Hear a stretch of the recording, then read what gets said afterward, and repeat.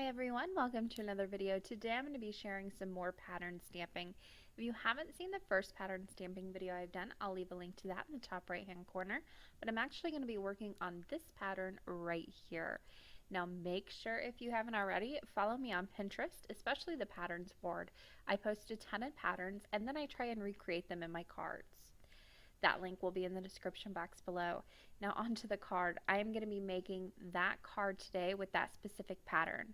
So I'm using a few different dies here. I've got this fancy frame set from Craft and Desert Divas.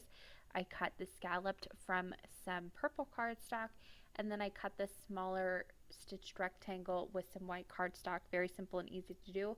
I also have an A2 size top folding card base ready to go. Now, with those cloud dies, these are from Tailored Expressions. I don't believe that they make these or sell these anymore. If they do, I'll link them down below. If not, I'll link some others down below too. I'm cutting these out from masking paper. My favorite is Inkadoo masking paper. Use whatever masking paper you have on hand. I just want to make sure that these are full sticky back so I can stick them down onto my white card panel that I cut out with that stitched rectangle die. Now I've laid these out kind of how I want them, so then I can come in and peel off that blue backing paper and stick them down. I cut two larger ones, three smaller ones, and I'm putting them exactly where you see them there. Now it's time to get to stamping. I pulled out some colors of ink that match that photo. I added in one color, but that's okay. I added it in a darker blue just so I had four different colors to work with here. Now for my stamp set, I am using this striped stamp set from Waffle Flower Stamps. I've used this several times. I'll leave a link in the top right hand corner of another video I've used this on, but I'm going to go ahead and start stamping those stripes down. Now the inks I am using, these are actually from Michaels. These are like in their little $2 things. I did a mini review over on Instagram. That link's down in the description box below as well. You can scroll back and find it. These don't stamp the best. I mean, they're not extremely good inks. They're $2 for like 6 of them.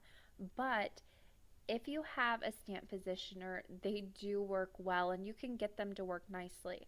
Whenever you first stamp them, they do look a little bit splotchy, but that evens out. They also come in pigment and dye kind of together combined. So I went ahead and just wrote if it's a pigment or a dye on the front of the ink cube itself. So I'm starting off with this very light pink color, and I went ahead and made sure that the top was hanging off. So I'm not getting a full stamp here. That's going to help you out in the long run whenever you go down and you add in your final stamp. It's never going to be 100% perfect unless you measure it out and you really go for that look. I'm not one to sit down and take the time to measure it out, so I just like to make sure that my first stamp is also hanging out the edge, and that helps it look more cohesive and like a true pattern paper. Now my next color, I'm going to be stamping this kind of aqua minty green color, I guess you could say, and I'm going to bump that up right against that pink color.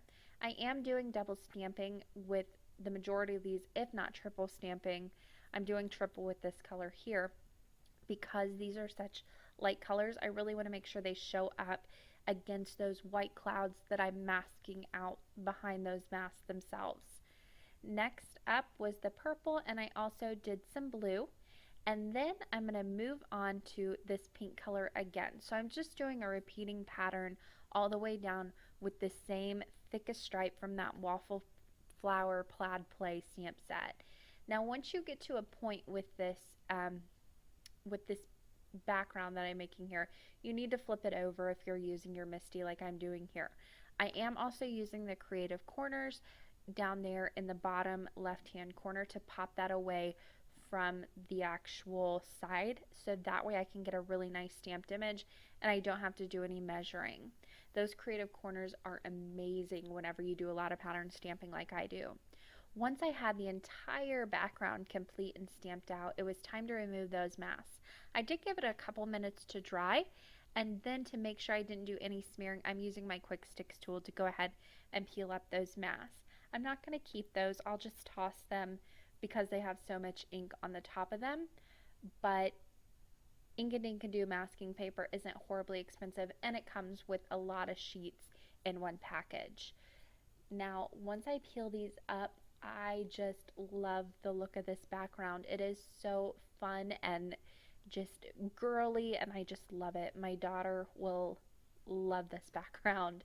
So once I had that done, I'm going to show you a few final pictures of those masked out clouds just so you get a nicer idea of how they look. But once that was finished, it was time to move on to the sentiment. I'm using the sending dies from Craft and Desert Divas as well. These come with two dies. You get the sending word and then also kind of like a background to it that kind of, or I guess, what would you call it? Kind of like a frame or a mat. That's the word I'm looking for, a mat. I cut the word from pink and I cut the mat from vellum, and then I'm coming in with this die also from a Craft and Desert Divas that I'm cutting from some light blue cardstock that I matched to my ink colors. Now with those mats, this is a lot of fun to do. You can really do some creative mats with this. You can do distress ink and then kind of cut it out from that. You can do vellum like I'm doing here. You can do glitter mats. These really are pretty versatile.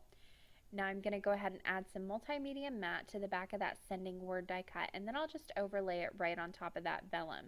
This is going to stick down really nicely, and once I put something heavy on top, this is not going anywhere. These become like one piece.